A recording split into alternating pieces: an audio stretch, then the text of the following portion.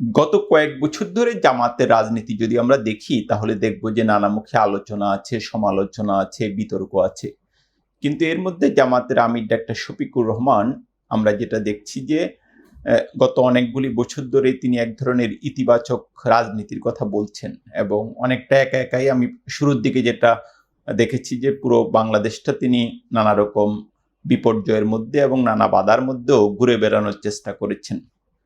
৫ই আগস্টের পর জামাতের রাজনীতি একটা নতুন পর্যায়ে প্রবেশ করে এবং এখন তো জামাত সংসদের বিরোধী দল এবং তাদের ইতিহাসে সবচেয়ে ভালো রেজাল্ট করেছে। যদিও জামাতের অনেকে রেজাল্ট নিয়েও সন্তুষ্ট না, তারা যেটা মনে করে যে তাদের আরো বেটার রেজাল্ট করা দরকার ছিল, তাদেরকে ষড়যন্ত্র করে হারিয়ে দেওয়া হয়েছে, এরকম মতবাদও জামাতের অনেক নেতার রয়েছে।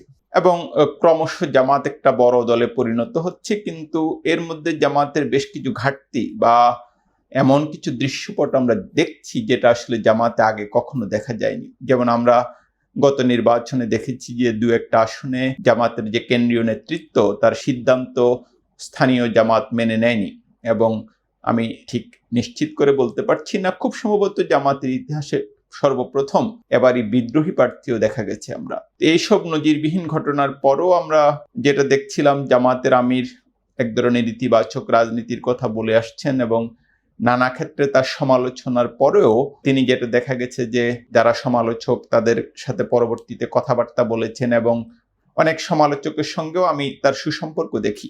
কিন্তু একটা পর্যায়ে জামাতের কর্মী, সমর্থক বা নেতৃত্ব, যেমন এমপিদের অনেকে বেপাস কথাবার্তা বলেন, প্রায় আমরা দেখতে পাই এমন আজগুবি কিছু কথাবার্তা বলেন যা আসলে রাজনীতির সঙ্গে ওভাবে যায় না। এবং যেটা বলছিলাম যে জামাতের কিছু কিছু পর্যায়ে আমরা এক ধরনের বিশৃঙ্খলা দেখছি।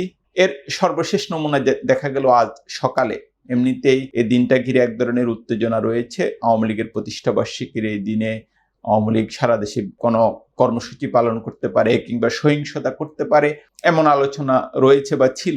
এ প্রেক্ষিতে সেনা মোতায়েনের খবরও আমরা দেখেছি এবং আইন শৃঙ্খলা রক্ষাকারী বাহিনী এক ধরনের সতর্ক অবস্থায় রয়েছে। জামাত, এনসিপি সারা দেশে কর্মসূচি পালন করছে। সকালে ধানমন্ডিতে জামাতের একটা কর্মসূচি ছিল এবং তারা, আমি যেটা দেখছিলাম, বিক্ষোভ করছিল, কিন্তু সেই কর্মসূচি শেষে খুবই অনভিপ্রেত একটা ঘটনা ঘটলো। কিছু সাংবাদিকের সঙ্গে জামাত নেতাদের তর্ক বিতর্ক এবং এক পর্যায়ে আমরা যেটা দেখলাম যে জামাতের কর্মীরা একজন সাংবাদিকের উপর হামলা চালালো এবং তাকে, তার নাক মুখে আমরা রক্ত দেখতে পেলাম। এটা আসলে খুবই অনভিপ্রেত একটা সিচুয়েশন এবং জামাত বড় দল হোক, জামাত তাদের দলীয় শৃঙ্খলা হোক, বঙ্গ হোক, এটা হয়তো তাদের নিজস্ব ব্যাপার, কিন্তু এইভাবে একজন সাংবাদিকের উপর হামলা, এটা খুবই দুঃখজনক এবং অনভিপ্রেত।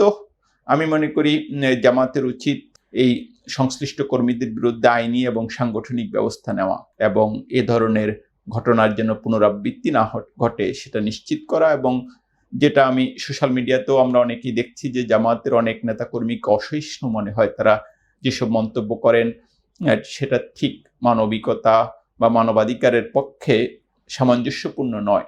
সেসব ব্যাপারেও আমার মনে হয় জামাতের দ্রুত পদক্ষেপ নেওয়া উচিত।